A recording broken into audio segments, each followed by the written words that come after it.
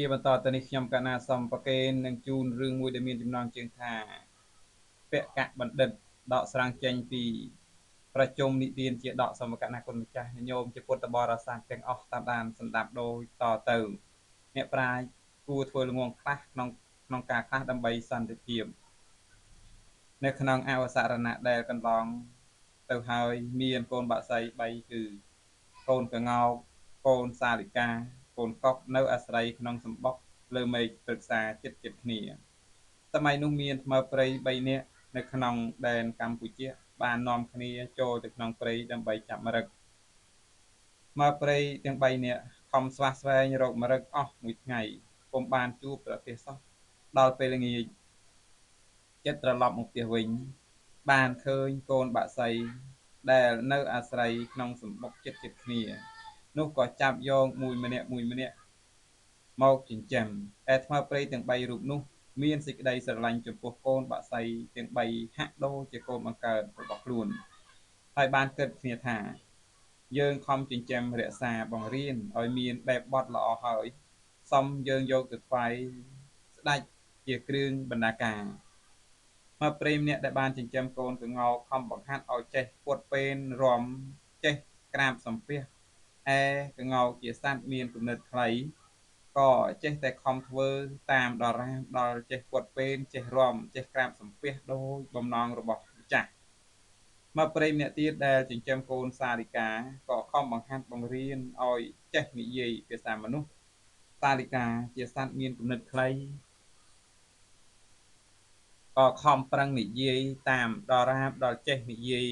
ជាមួយនឹងមនុស្សបានឯថ្មព្រៃម្នាក់ទៀតដែលចិញ្ចឹមកូនកុកក៏ខំបង្ហាត់បង្រៀនឲ្យកុកនោះតាមបំណងរបស់ខ្លួនប៉ុន្តែកុកជាបណ្ឌិតមានគំនិតវែងបានគិតថាអញមិនគួរធ្វើជាអ្នកចេះរំចេះនិយាយចេះក្រាបសំពះតាមអវានរបស់ថ្មព្រៃទុច្ចរិតនេះទេបើអញធ្វើជាអ្នកចេះដឹងមុខតែថ្មព្រៃនេះដាក់ក្នុងទ្រុងដរាបអស់មួយជីវិតលោកគិតដូច្នោះហើយក៏មិនអើពើនឹងអវានរបស់ថ្មព្រៃជាម្ចាស់ឡើយបើគេបង្ខំខ្លាំងគ្រាន់តែស្រែកក្រក់តែប៉ុណ្ណោះ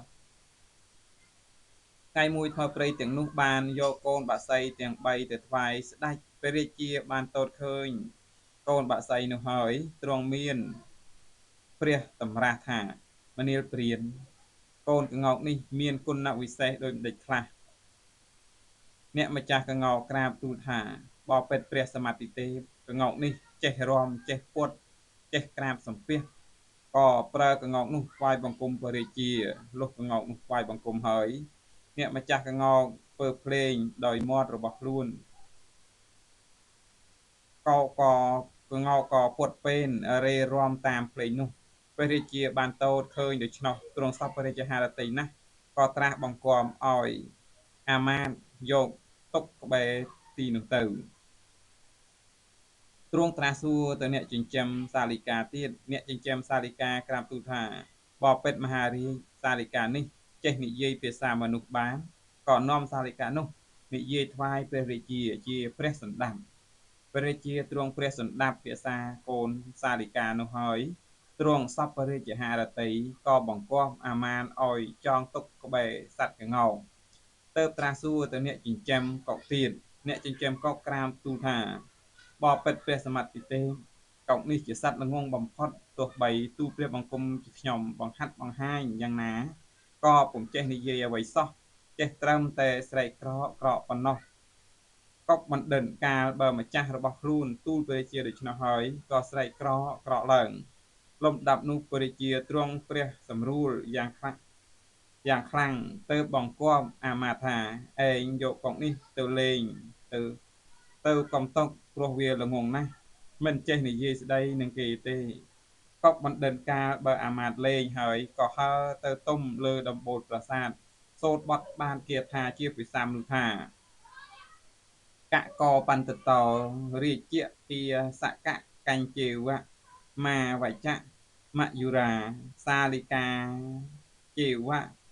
បហូញាតាបហូពន្ធា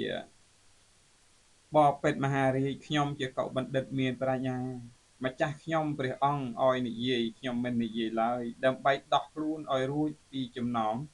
ឯកងោកនិងសាលិកាជាអ្នកចេះដឹងច្រើនជាប់ចំណងក៏ច្រើនព្រះជាទ្រង់ព្រះសន្តាប់គាថារបស់កុកបណ្ឌិតហើយក៏ទ្រង់ពន្លឺនៅព្រះសូសីហនាថថាសាធុសាធុអ្នកជាបណ្ឌិតមានប្រាជ្ញាមែនកុកបណ្ឌិតក៏ហើរទៅតាមវត្ថុបំណងរបស់ខ្លួនដោយសួស្ដីលំដាប់នោះព្រះរាជាទ្រង់ទតឃើញកងោកនិងសាលិកាដែលជាប់ចំណងមានមុខក្រៀមក្រំស្រងោតស្រងាត់ក៏ត្រាស់បង្គាប់អាមាត្យឲ្យដោះលែងទៅរឿងនេះខ្ញុំបកណ្ណាថាភាពដកស្រង់ចេញអំពីនិទានណានានាជាដកសូមកណ្ណាគុណម្ចាស់អនុមោទនាត្រេកអរសូមអនុមោទនានៃការស្ដាប់រឿងនៅក្នុងណាប្រជុំនិទានជាដកសូមអនុមោទនា